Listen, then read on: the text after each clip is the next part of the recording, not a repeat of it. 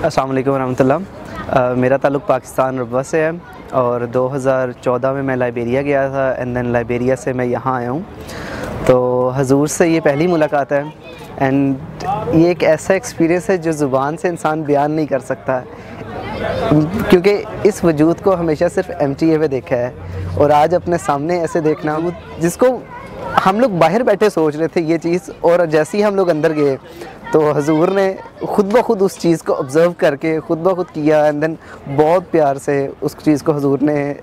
हमारे साथ बातें की एंड देन ऐसा वजूद है कि जब आप उनके सामने ज़बान से वो Alfaaz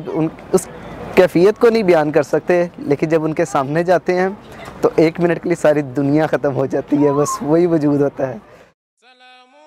Keep up to date with the Whole Americas Tour by visiting our social media platforms and by posting with the hashtags America's Tour and Caliph of the Messiah. Jazakallah.